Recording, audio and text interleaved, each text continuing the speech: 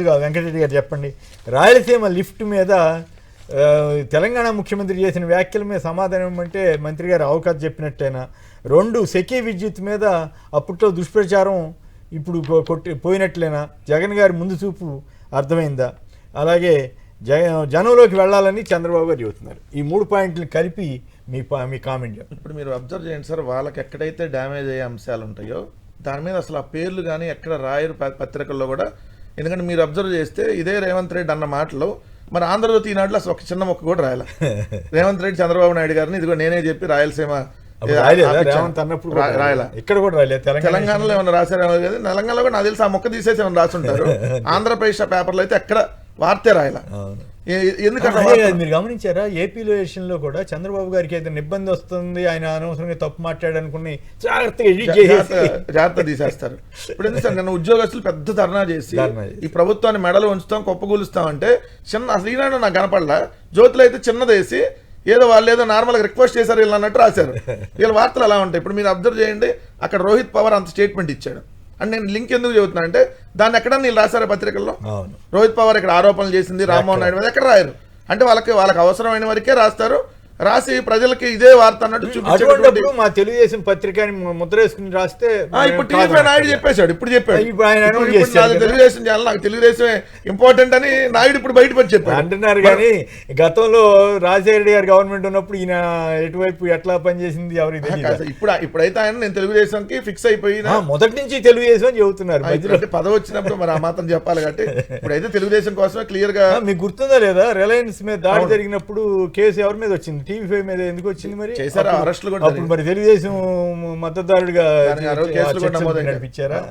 ఇప్పుడు అదే చెబుతానికి ఏముంది, ఆయన ఇప్పుడు డైరెక్ట్ గా పత్రికలు ఏంటి రాయు. అట్లానే ఇప్పుడు అసెంబ్లీలో కూడా మీరు చూడండి, అసెంబ్లీలో కానీ లేదంటే శాసన మండలిలో కానీ ఇప్పుడు వాళ్ళు అవసరమైన దాని మీద మాట్లాడరు. ఇప్పుడు నేను అంతసేపు అడుగుతుంది, అయ్యా రేవంత్ రెడ్డి అనడానికి మీరు ఏంటారంటే అసలు అది మాట్లాడుతుంది రాయలసీమ ఎత్తిపోతలు కూడా మీరు ద్రోహి ఇవే అవు కదా, ఇది పొలిటికల్ స్టేట్మెంట్స్ ఇవ్వటం తప్ప ఎందుకు మరి ఆ ముఖ్యమంత్రి చెప్పారు మీరు ఆపేశారని. అందుకని నేను ఇప్పుడు సోషల్ మీడియా మొత్తం తిరుగుతుంది కదా. ఎస్, ఏదైతే జగన్ గారిని ఆపేయమని చెప్పింది అప్పుడు ఎన్జిటి నేషనల్ గ్రీన్ ట్రిబ్యునల్ అయినా ఓ 10-15 రోజులు ఆయన ఆపి దాని తర్వాత కంటిన్యూ చేశాడు. దాదాపు 85% పూర్తయింది అనేది క్లియర్గా అక్కడ ఉంది. ఇది క్లియర్గా అర్థమైంది. రెండోది వచ్చేటప్పటికి సార్ మీకు ఇప్పుడు విద్యుత్తుకు సంబంధించి కొనుగోలులో అప్పుడు ఏమన్నారు జగన్ గారు ₹2.49 ఏదైతే సెకీ ద్వారా విద్యుత్తును కొనుగోలు చేస్తే 7,000 మెగావాట్ల విద్యుత్తుని 25 ఏళ్ల పాటు ఇక్కడ సప్లై చేసేటట్టుగా జగన్మోహన్ రెడ్డి గారు దాని మీద తీసుకుంటే వీళ్ళు 1,10,000 కోట్ల రూపాయలు అంటే 1,10,000 కోట్లు భారం పడుతుంది. అదానీ దగ్గర లంచం తీసుకొని ఇచ్చారు. ఇది ఆల్రెడీ FBI వచ్చేస్తాం తాడేపల్లి అరెస్ట్ చేసి తీసుకెళ్తారు, అక్కడ జైళ్ళు ఎలా ఉంటాయని కూడా వార్తలు రాశారు. అంటే ఇలా బతుకులు ఎంత దిగజారిపోయి వార్తలు రాస్తారనడానికి ఇది నిదర్శనం. మరి ఇదే చంద్రబాబు నాయుడు గారు ఇప్పుడు అదే ₹2.49 అదానీ గారి దగ్గర జగన్ గారు లంచం తీసుకొని ఉంటే మరి దాన్ని కొనసాగించడానికి మీరు ఎంత లంచం తీసుకున్నారు? ఇప్పుడు మొన్నటిదాకా దాని తప్పు ₹2.49 అన్నారు కదా, మరి అదే ₹2.49 ఈరోజు కరెక్ట్ అన్నారు. అంటే జగన్ గారు తీసుకున్న నిర్ణయాన్ని ముందు మీరు తప్పు పడతారు, తర్వాత కంటిన్యూ చేస్తారు. ఈ ఒక్కటి కాదు, అప్పుడు అదానీ డేటా సెంటర్ వద్దన్నారు, దాన్ని ఈరోజు మీరు పేరు మార్చి గూగుల్ అన్నా మళ్ళీ ప్రధాని అని చెప్పి నిన్న భూములు కేటాయింపు అనేది. అదేవిధంగా మీరు చూస్తే అంతమంది గ్రీన్ కోని వీళ్ళు వ్యతిరేకించారు, అదే గ్రీన్ కో ఈరోజు మంచిదే. పైగా అటవీ భూములు ఆక్రమించేశారు అని ఈనాడు వాళ్ళు చాలా కొండలు అంతమంది సార్ బ్రాహ్మణి స్టీల్స్ కూడా రాశారు కదా, సెల్లయేర్లు పారుతున్నాయి, వాళ్ళ వార్తలు అలానే ఉంటాయి. సో అంతమంది సచివాలయాలు వ్యతిరేకించారు. ఇప్పుడే పేర్లు మార్చుకొని వీళ్ళేదో దాని ఏదో నేను చెబుతున్నారు అసెంబ్లీలో డిస్కషన్లో దాని విజన్ కోసం పెడుతున్నాము 2047 స్వర్ణ విజన్ కోసం, దీని పేరు స్వర్ణ అని మారుతుంది. స్వర్ణ గ్రామాలు స్వర్ణ వార్డులు అని జగన్ గారి పేరు మర్చిపోవాలి. ఇప్పుడు జగన్ గారు ముందు తీసుకున్న ల్యాండ్ టైటిలింగ్ దాని మీద భూములు రీసర్వే చేస్తుంటే జగన్ గారు ఏమన్నారు, వ్యతిరేకించారు. ఈరోజు రీసర్వే ఫాస్ట్ గా జరుగుతుంది అని చెప్పి మాట్లాడతారు. అంటే ఏ నిర్ణయాన్ని అంతే. ఇక్కడ ₹2.49 అంశంలో ఇంకొకటి చెప్పాలి, జగన్ గారు ₹2.49 వీళ్ళు వ్యతిరేకించి ఇదే చంద్రబాబు నాయుడు గారు ముఖ్యమంత్రి అయిన తర్వాత మే 7, 2025 యాక్సిస్ పవర్ తో ₹4.60 ఒప్పందం కుదుర్చుకున్నారు. ₹2.49 వ్యతిరేకించి ₹4.60 ఒప్పందం కుదుర్చుకున్నారు. దాంతో పాటు ఆంధ్రజ్యోతి రాధాకృష్ణకి సంబంధించి విజయవాడలో అప్పుడు బుడమేరు వరదని డైవర్ట్ చేశారు కదా, ఆయన పవర్ ప్లాంట్ మునిగిపోకుండా ఉండటం కోసం ఆ పవర్ ప్లాంట్ నుంచి కూడా ఈ ప్రభుత్వం 15 ఏళ్ల పాటు విద్యుత్ కొనుగోలు చేయాలని చెప్పి ₹2.50 ఇచ్చారా. మరి ₹2.49 కంటే ఇది ఒక పైసా ఎక్కువ. ప్లస్ ఏంటి, అక్కడ అంతర్రాష్ట్ర ఛార్జీలు అది వేరే దగ్గర నుంచి రావాలి, ఇది స్టేట్ లో ఉంది. అంటే ఆంధ్రప్రదేశ్ నడిబొడ్డున ఉంది. మళ్ళీ ఇక్కడ మీకు అన్ని రాయితీలు ఉన్నాయి వాటర్ ఇవన్నీ. అప్పుడు మీరు ₹2 రూపాయన్నరకు ఇవ్వాలి లెక్క ప్రకారం. మరి ఇది కూడా దోపిడీయే కదా మీకు. ఎందుకంటే అక్కడ వేరే చోట నుంచి వస్తా అంతర్రాష్ట్ర ఛార్జీలు అన్నీ కలిపి ₹2.40 మీరు స్టేట్ లోపల మధ్యలో ఉన్నారు, ఇక్కడ వాటర్ వాడుకుంటా ఉన్నారు స్టేట్ గవర్నమెంట్కి సంబంధించి. మరి మీకు ₹2.50 ఎట్లా? సో ఇప్పుడు ఎలా ఉంటుంది అంటే ఈ రెండు మనం చెప్పాలి. ఇంకొకటి లాస్ట్, ఎందుకంటే ఇంకొకటి క్షేత్రస్థాయిలో పర్యటించకపోతే నేనే వస్తాను అంటున్నాను చంద్రబాబు నాయుడు గారు. ఇప్పుడు ఆయన సార్ ఇప్పుడు నేను రావాలా సార్ 21 నెలల కాలంలో ఈ ప్రభుత్వం అనేది పూర్తిగా వైఫల్యం చెందింది అనేది వాళ్ళకే తెలుసు. వాళ్ళకి తెలిసినాక ఏం చేస్తాడు చంద్రబాబు నాయుడు గారు? తను చేసిన తప్పుని కిందాల మీదకి నెట్టేస్తాడు. అధికారులు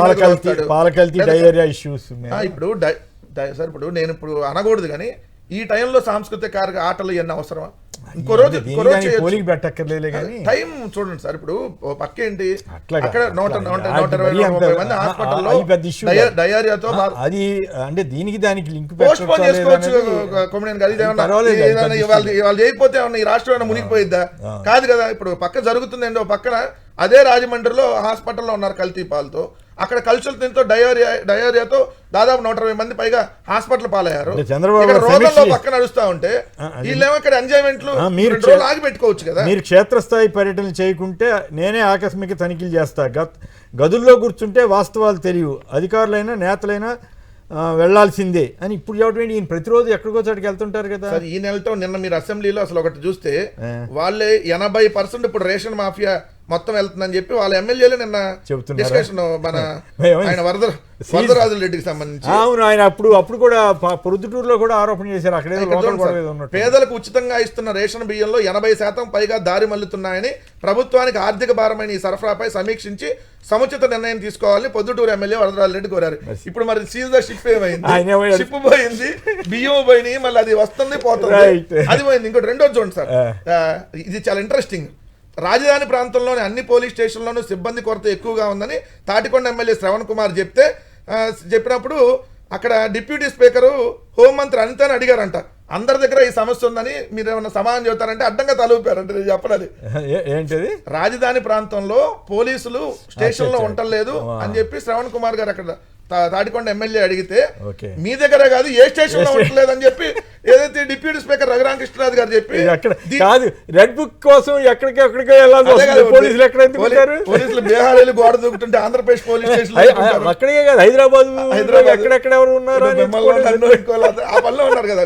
అందుకే ఇంట్రెస్టింగ్ సార్. ఎందుకంటే డిప్యూటీ స్పీకర్ ఈ సమస్య అందరి వద్ద ఉంది, మీరు మాట్లాడతారా అంటూ డిప్యూటీ స్పీకర్ హోంమంత్రి అనితను అడగ్గా ఆమె తల అడ్డంగా ఊపారు. అడ్డంగా ఊపారు ఆంధ్రజ్యోతిలోనే. ఆంధ్రజ్యోతిలో అనిత నేను చెప్పను సమాధానం. శ్రావణ్ కుమార్ గారు మొన్న రాజధానిలో రోడ్లు బాగోట్లేదు, చాలా అధ్వానంగా ఉందని ఆయన పాపం బాధపడతా చెప్పాడు. జనమంతా నన్ను తిడుతున్నారని కూడా అన్నాడు. ఇప్పుడేమో పోలీస్ స్టేషన్కి వెళ్తే పోలీసులు ఉండలేదంట. రైట్, గోపి గారు చెప్పండి, ఈ 3 అంశాల మీద మీ కామెంట్ ఏంటి? సార్, చంద్రబాబు నాయుడు గారి పేరు చెప్తే గుర్తొచ్చే పథకం కానీ నీటి ప్రాజెక్టులు కానీ ఒక్కటే ఉండదండి. రాయలసీమ ఎత్తిపోతల పథకం అని మాట్లాడితే అది కాలక్షేపం కోసం ఏదో మాట్లాడాడు. నిన్న కూడా మాట్లాడాడు చంద్రబాబు నాయుడు, నిన్న నదులు అనుసంధానం చేయాలి అని. అనుసంధానం చేసి మొత్తం రాష్ట్ర వ్యాప్తంగా ప్రతి ఎకరాకి నీరు ఇవ్వాలి అని చెప్పి. ఈ ఏడాది ఏమో వర్షాలు కనిపించడం లేదు, వచ్చేలా కనిపించడం లేదు, చాలా తక్కువ వర్షపాతం ఉందని చెప్తున్నారు. మరి ఈ ప్రభుత్వం చంద్రబాబు గారి నాయకత్వంలో ఏమాత్రం రైతులకు ఉపయోగంగా రేవంత్ గారి వ్యాఖ్యలు, రేవంత్ గారు రాయలసీమ లిఫ్ట్ ఇరిగేషన్ నేను చంద్రబాబు చెప్పి ఆప్ చేయించేశానని చెప్తే ఇంతవరకు ఖండించలేదు. మంత్రిని అడిగితే ఆయన ఏదో ఆవుకద్దు మాదిరి మాట్లాడుతున్నారనేది విమర్శ. అదే గురు శిష్యుల సంబంధం సార్. ఒకవేళ ఆయన అడిగితే అడుగుండొచ్చు గురువు గారు కాస్త నేను ముఖ్యమంత్రిగా ఉన్నంత కాలం దాని గురించి మర్చిపోండి, పక్కన పెట్టండి అని ఉంటే ఉండొచ్చు. ఈయన ఓకే అంటే ఉండొచ్చు. వాళ్ళిద్దరి మధ్య సంబంధం అనేది రాష్ట్రంలో 2 ఉభయ తెలుగు రాష్ట్రాల్లో ప్రజలందరికీ తెలిసిన విషయమే. ఇకపోతే ఇప్పుడు రాజధాని ప్రాంతమే కాదండి, ఎక్కడా కూడా పోలీసులు విధులు నిర్వహించడం లేదు. కేవలం రెడ్ బుక్ ప్రకారం మాత్రమే పనిచేస్తున్నారు. వాళ్ళు స్వతహాగా చేయాల్సినటువంటి కానీ లేకపోతే ఇవన్నీ కూడా వాళ్ళు పక్కన పెట్టేసేసి రెడ్ బుక్ ప్రకారం తమకు ఏ డైరెక్షన్ అయితే వస్తుందో ఆ డైరెక్షన్ మీద పనిచేస్తున్నారు. పోలీసులు మాత్రం చాలా చాలా దారుణంగా తయారైంది పోలీస్ స్టేషన్లు. అధికారులు పనిచేస్తలేదు, నాయకులు వెళ్ళట్లేదు, క్షేత్రస్థాయిలో తిరగట్లేదు అంటున్నారు సార్. సార్ ఏదన్నా మంచి జరిగింది అనుకోండి, ఏ అధికారి మంచి చేసినా కూడా చంద్రబాబు గారు ఆయన అకౌంట్ లో వేసుకుంటారు. ఒకవేళ ఆయన నిర్ణయం వల్ల ఏదన్నా తప్పు జరిగితే అది మళ్ళీ కింద వాళ్ళకి అధికారులకు మీదకో లేకపోతే ఎమ్మెల్యేల మీదకో పార్టీ నాయకుల మీదకో కార్యకర్తల మీదకో చివరికి ప్రజల మీదకో నెట్టేస్తారు. ఇప్పుడు గోదావరి పుష్కరాల్లో 30 మంది చచ్చిపోయారు. ఏమన్నారు ఆయన? ప్రజలు కొంచెం సమన్వయం పాటించేసి కొంచెం ప్రశాంతంగా ఉండాలి, పద్ధతిలో రావాలి, క్యూ లైన్ లో రావడం నేర్చుకోవాలన్నారు. అంతకంటే గౌరవం ఏంది ఉందండి? అంతకంటే గౌరవం రైలు ప్రమాదాల్లో చనిపోవట్లేదా? జగన్నాథ రథ చక్రాల్లో చనిపోలేదా? అట్లా మాట్లాడేశారు. సో అట్లా ఏదన్నా మంచి జరిగితే ఆయన ఖాతాలో, ఏదైనా చెడు జరిగితే పక్క వాళ్ళ ఖాతాలో. ఓవరాల్ గా మనకు అర్థమవుతుంది ఏంటి, ఆంధ్రప్రదేశ్ లో అధికారులు పనిచేయటం లేదు. శ్రీకాకుళంలో కానీ రాజమండ్రిలో కానీ డయేరియా మరణాలు, పాలకల్తీ మరణాలు జరుగుతున్నాయంటే అధికారులు పనిచేయట్లేదు, ప్రభుత్వం సరిగా పనిచేయనట్టు ఒప్పుకున్నట్లే కదా. అదే మనం అన్నాం అనుకోండి, అర్జెంటుగా వాళ్ళ మీద రెడ్ బుక్ వేయండి అని అడిగే పరిస్థితి తీసుకొస్తున్నారు కదా. మరి ఇప్పుడు చంద్రబాబు గారు ఒప్పుకున్నట్టు కదా. ఆయన ఒప్పుకుంటాడు అండి, ఆయన కొన్నిసార్లు ఒప్పుకుంటాడు నిజాలు, తర్వాత మళ్ళీ వెంటనే అబద్ధాలు మాట్లాడేస్తుంటారు, అందులో అనుమానం లేదు. ఇప్పుడు నిన్న చెప్పడంలా నేను ఏదన్నా చేయగలిగింది అయితేనే చెప్తాను, మీకు హామీ ఇస్తాను, చేయలేదు నేను చెప్పను అన్నారు. మరి నెలకు ప్రతి 18 సంవత్సరాల నుండి ప్రతి మహిళకు నెలకు 1500 అన్నారు. ఏది ఇప్పుడు 2 ఏళ్ళు గడుస్తుంది, ఏది ఒక్కటే రాలేదు. వర్క్ ఫ్రమ్ హోమ్ గుర్తులేనా ఇక్కడ సెంటర్లు పెట్టేస్తా ఉద్యోగం చేసుకోవచ్చు తమ్ముళ్ళు. ఫైనల్ చెప్పండి, ఈ విద్యుత్ విషయంలో కూడా చంద్రబాబు గారి ప్రభుత్వం అంటే జగన్ గారి మీద చేసిన దుష్ప్రచారానికి ఈనాడు లేదు చంద్రబాబు గారు వీళ్ళందరూ కూడా క్షమాపణ చెప్పాల్సిన అవసరం ఉందా? జగన్ గారిది ముందు చూపని ఒప్పుకోవాల్సిన పరిస్థితి ఇప్పుడు ఈ జీవో ద్వారా వచ్చినట్లేనా? సార్, ఈ ప్రభుత్వం తెలుగుదేశం ఎన్డీఏ ప్రభుత్వం చాలా వరకు జగన్ గారు ప్రవేశపెట్టిన పథకాలనే కొనసాగిస్తున్నారు, అందులో అనుమానం లేదు. ఇప్పుడు సచివాలయాలు ఎందుకు, ఈయనకో పెద్ద విజన్ వచ్చిందా అని మాట్లాడిన చంద్రబాబు నాయుడు ఇప్పుడు సచివాలయాలని పేర్లు మార్చి కంటిన్యూ చేస్తున్నారు. మొన్న తుఫాన్లు సచివాలయాలు సచివాలయ ఉద్యోగులు అద్భుతంగా పనిచేశారా ఆయనే చెప్పాడు. అలాగే విద్యుత్ కూడా అంతేనండి. ఒక సంస్థ పీపుల్స్ ఎవరో సర్వే చేస్తే చాలా వేధింపులకు గురవుతున్నారట సచివాలయ ఉద్యోగస్తులందరూ. పాపం చాలా మంది ఇప్పుడు అంటే ఎమ్మెల్యేల కంట్రోల్లో పెట్టారండి, ఎమ్మెల్యేలు పెత్తనం చేస్తున్నారు సచివాలయ ఉద్యోగుల మీద.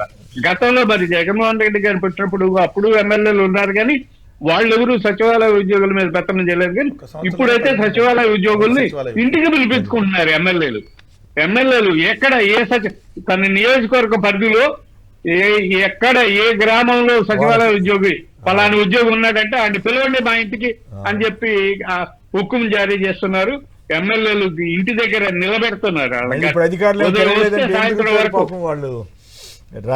ఉదయం వస్తే సాయంత్రం వరకు ఎమ్మెల్యే ఇంటి ముందు వీళ్ళు నిలబడే ఉంటాడు. అట్లాంటి పరిస్థితి తీసుకొచ్చారండి, దారుణంగా ఉంది.